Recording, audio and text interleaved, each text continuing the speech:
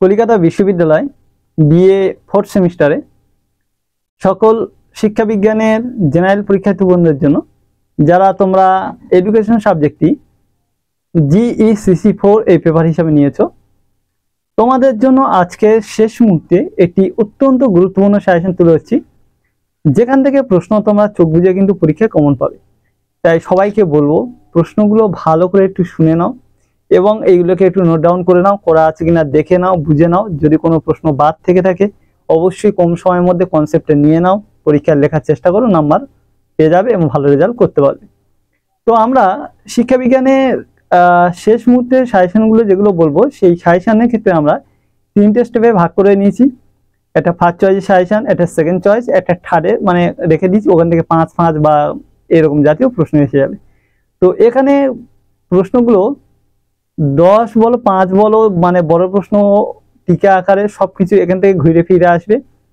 তো ঘুরে ফিরে আসবে, সেই জন্য তোমরা এইগুলোই ভালো করে করবে। সবাইকে বলবো তাও 3টে স্টেপে যে প্রশ্নগুলো রেখেছি সবগুলোই করবে, কারণ তোমাদের বড় প্রশ্ন যা আসবে বা ভেঙে যদি আসে তাহলে ওখান থেকে কমন পেয়ে যাবে।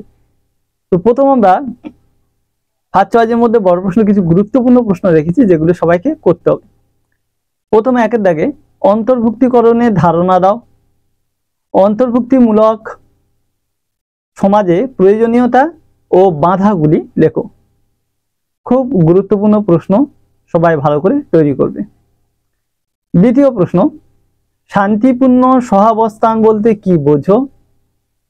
এ প্রসঙ্গে শিক্ষার ভূমিকা আলোচনা করো। খুব গুরুত্বপূর্ণ প্রশ্ন, ভালো করে দেখবে। 3, দৃষ্টি প্রতিবন্ধকতার সংজ্ঞা দাও। দৃষ্টি প্রতিবন্ধকতার সমস্যাগুলি ব্যাখ্যা করো এবং প্রতিরোধের উপায়গুলি লেখো। তো খুব গুরুত্বপূর্ণ প্রশ্ন, সবাই ভালো করে কিন্তু প্রশ্নগুলো তৈরি করবে। এবারে 4 দাগে তপশিলি জাতি ও তপশিলি উপজাতি কাদের বলা হয়? এদের সামাজিক অন্তর্ভুক্তিকরণে শিক্ষার ভূমিকা লেখো। খুব গুরুত্বপূর্ণ প্রশ্ন, সবাই গুরুত্ব সহকারে এটি তৈরি করবে। 5 দাগে শ্রবণ প্রতিবন্ধকতার যে কোনো 5টি সমস্যা লেখো। অত্যন্ত গুরুত্বপূর্ণ প্রশ্ন, খুব ভালো করে সবাই তৈরি করবে। 6 দাগে অন্তর্ভুক্তিমূলক সমাজ গঠনে যে কোনো 5টি উপাদান লেখো। এটাও তোমাদের খুব গুরুত্বপূর্ণ প্রশ্ন, ভালো করে দেখবে। 7 দাগে বাধামুক্ত পরিবেশ সৃষ্টিতে সমাজের ভূমিকা লেখো। কি বললাম? বাধামুক্ত পরিবেশ সৃষ্টিতে সমাজের ভূমিকা লেখো। এটা তারপরে খুব ভালো করে সবাই তৈরি করবে, এটাও সেম তোমাদের খুব গুরুত্বপূর্ণ প্রশ্ন। 8 দাগে শিখন অক্ষমতার 5টি নির্দিষ্ট সমস্যা লেখো। শিখন অক্ষমতার 5টি নির্দিষ্ট সমস্যা লেখো। খুব গুরুত্বপূর্ণ প্রশ্ন, এটাও তোমরা ভালো করে করবে। 9 দাগে সামাজিক বহির্ভূতকরণে 5টি কারণ লেখো। সামাজিক বহির্ভূতকরণে 5টি কারণ লেখো। খুব গুরুত্বপূর্ণ প্রশ্ন, এটাও ভালো করে দেখবে। 10 অন্তর্ভুক্তিমূলক সমাজ গঠনে গণমাধ্যমের ভূমিকা লেখো। অন্তর্ভুক্তিমূলক সমাজ গঠনে গণমাধ্যমের ভূমিকা লেখো। তারপরে এই প্রশ্নটি দেখবে, এটিও তোমাদের খুব গুরুত্বপূর্ণ প্রশ্ন। 11 বাধামুক্ত পরিবেশ তৈরিতে বিদ্যালয় ও সমাজের ভূমিকা লেখো। বাধামুক্ত পরিবেশ তৈরিতে বিদ্যালয় ও সমাজের ভূমিকা লেখো, বা শুধু বিদ্যালয় দিতে পারে, শুধু সমাজেরও দিতে পারে যদি ভেঙে দেয়, তো এরকম ভাবে দিতে পারে। কিন্তু খুব গুরুত্বপূর্ণ প্রশ্ন, বিদ্যালয় সমাজের ভূমিকা দুটো দেখবে বাধামুক্ত পরিবেশ তৈরিতে। তো এই হচ্ছে 11টা প্রশ্ন। এই 11টি প্রশ্ন তোমাদের প্রথম যেটা বললাম, এই 11টি প্রশ্ন হচ্ছে টপ কোশ্চেন হিসাবে ধরা হয়ে থাকে, অর্থাৎ ফার্স্ট চয়েসের মধ্যে এই প্রশ্নগুলো হচ্ছে খুব গুরুত্বপূর্ণ প্রশ্ন। এরপরে আরো 3টের সঙ্গে যোগ করছি আমি, দেখো যেটাও তোমার খুব গুরুত্বের দাবি রাখে। বহু কৃষ্টিমূলক সমাজের জন্য শিক্ষার ভূমিকা আলোচনা করো। এর সঙ্গে বহু সংস্কৃতি বিদ্যালয়ে বৈশিষ্ট্য লেখে। এটা সেম খুব গুরুত্বপূর্ণ প্রশ্ন, অর্থাৎ 12টি প্রশ্ন তোমাদের খুব গুরুত্বপূর্ণ হচ্ছে। আরো দুটো আছে এখানে, খুব না করলে অবশ্যই অসুবিধায় পড়বে। শ্রবণ প্রতিবন্ধকতার সংজ্ঞা দাও। শ্রবণ প্রতিবন্ধকতার সমস্যাগুলি লেখো এবং এর প্রতিরোধের উপায়গুলি লেখো। তারপরে এই প্রশ্নটি দেখবে। 14 দাগে শান্তি শিক্ষা কি? শ্রেণীকক্ষে শান্তি শিক্ষা প্রদানে শিক্ষকের ভূমিকা লেখো। তো এই হচ্ছে তোমাদের টোটাল 14টা প্রশ্ন দিয়ে দিলাম। এইটা এই 14টা প্রশ্ন হচ্ছে ফার্স্ট চয়েসের মধ্যেই তোমাদের অন্তর্ভুক্ত, অর্থাৎ এই কয়টি প্রশ্ন সবাইকে খুব ভালো করে তৈরি করতে হবে।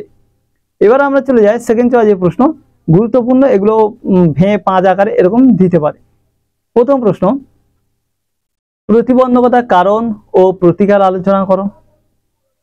দ্বিতীয় প্রশ্ন, অন্তর্ভুক্তিমূলক শিক্ষার বৈশিষ্ট্য ও উদ্দেশ্যগুলি সম্পর্কে আলোচনা করো। 3 দাগে সামাজিক অন্তর্ভুক্তিতে শিক্ষার ভূমিকা লেখো। 4 দাগে অটিজম কাকে বলে, এর লক্ষণ বা বৈশিষ্ট্যগুলি লেখো।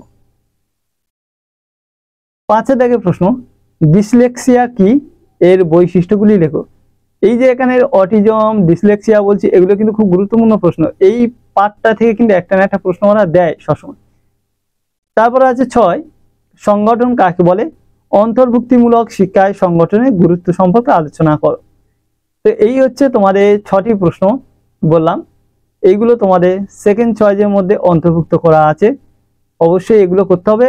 বারবার বলছি 5 আকারে কিন্তু এই প্রশ্নগুলো দেওয়া হয়ে থাকে, বা ভেঙে 2 আকারেও দিতে পারে, কিন্তু এখান থেকে প্রশ্ন তোমরা কিছু না কিছু কমন পাবে, তাই সেকেন্ড চয়েস বাদ দেওয়া যাবে না। এইবারে এইগুলো হয়ে গেলে আমরা থার্ড চয়েসের 3 নম্বর চয়েসের দিক থেকে কিছু প্রশ্ন আমরা দেখব, যেগুলো ওখানে 2 দিতে পারে বা কিছু 5 আকারে এরকম দিতে পারে। ঠিক আছে, বড় প্রশ্ন খুব একটা দেওয়ার সম্ভাবনা নেই।